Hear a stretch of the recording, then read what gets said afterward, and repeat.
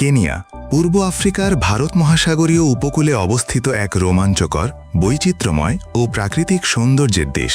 Wildlife safari, বিচিত্র উপজাতীয় সংস্কৃতি এবং দিগন্ত বিস্তৃত সাভানা তৃণভূমির কথা বললেই যে দেশটির ছবি ভেসে ওঠে তা হল কেনিয়া। পৃথিবীর বিখ্যাত গ্রেট মাইগ্রেশন, সুবিশাল জাতীয় উদ্যান, ভারত মহাসাগরের সাদা বালুর সৈকত এবং মাসাই উপজাতির হাজার বছরের জীবনধারা কেনিয়াকে বিশ্বজুড়ে অ্যাডভেঞ্চার প্রেমী পর্যটকদের কাছে এক স্বপ্নের গন্তব্যে পরিণত করেছে।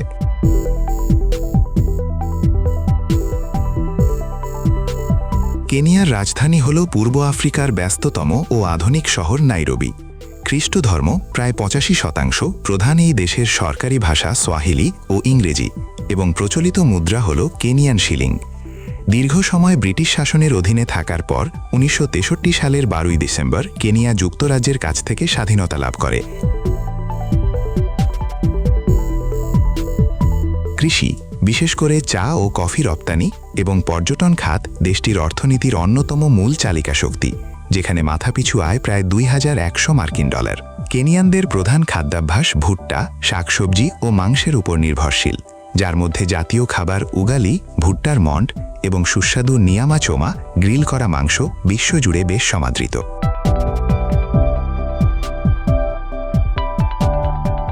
কেনিয়ার পর্যটনের সূচনা ঘটে রাজধানী নাইরোবি থেকে। বিশ্বজুড়ে নাইরোবি একমাত্র রাজধানী শহর যার সীমানার ভেতরেই রয়েছে একটি জাতীয় উদ্যান, নাইরোবি ন্যাশনাল পার্ক। শহরের একদম কাছেই জিরাফদের খাবার খাওয়ানোর অভিজ্ঞতা নিতে জিরাফ সেন্টার এবং মাতৃহীন হাতিদের জন্য শেভড্রিক ওয়াইল্ডলাইফ ট্রাস্ট পর্যটকদের প্রথম পছন্দ।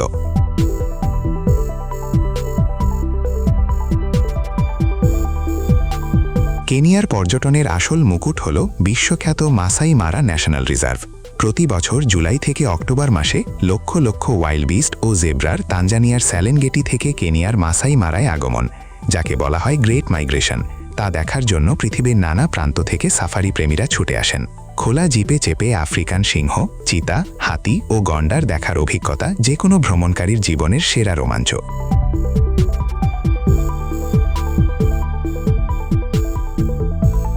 ওয়াইল্ডলাইফ সাফারির পাশাপাশি তানজানিয়ার সীমানায় অবস্থিত কেনিয়ার অ্যাম্বোসেলি ন্যাশনাল পার্কে ঘুরে আসা যায়। এখানকার প্রধান আকর্ষণ হল আফ্রিকার সর্বোচ্চ পর্বত মাউন্ট কিলিমাঞ্জারোর বরফাবৃত ব্যাকগ্রাউন্ডে শত শত বুনো হাতির দলের ঘুরে বেড়ানোর অবিশ্বাস্য দৃশ্যপট।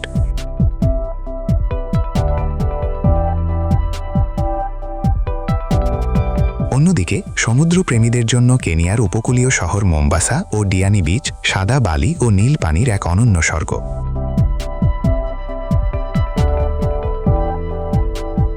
কেনিয়ার সংস্কৃতি অত্যন্ত সমৃদ্ধ ও প্রাণবন্ত।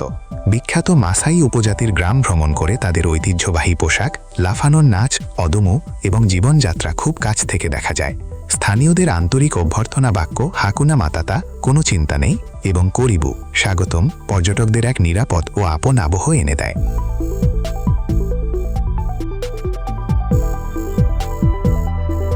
কেনিয়া ভ্রমণের জন্য সবচেয়ে উপযুক্ত সময় হল জুলাই থেকে অক্টোবর মাস গ্রেট মাইগ্রেশন দেখার জন্য, এবং জানুয়ারি থেকে ফেব্রুয়ারি মাস, যখন আবহাওয়া শুষ্ক থাকে এবং সাফারি ভ্রমণ সুবিধাজনক হয়। বাংলাদেশ থেকে সরাসরি ফ্লাইট না থাকলেও এয়ার আরাবিয়া, কাতার এয়ারওয়েজ বা এমিরেটস হয়ে সহজে নাইরোবি যাওয়া যায়।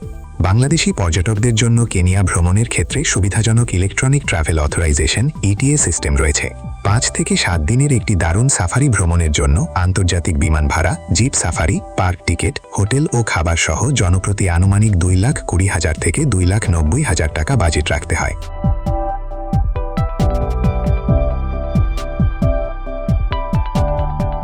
সাভানার বিস্তীর্ণ প্রান্তর, সিংহ হাতির গর্জন আর মাসাইদের রঙিন জীবনযাত্রার মায়ায় জড়ানো কেনিয়া ভ্রমণ হতে পারে আপনার মনের মণিকোঠায় আজীবন জমা হয়ে থাকার মতো এক দারুণ অনুভূতি।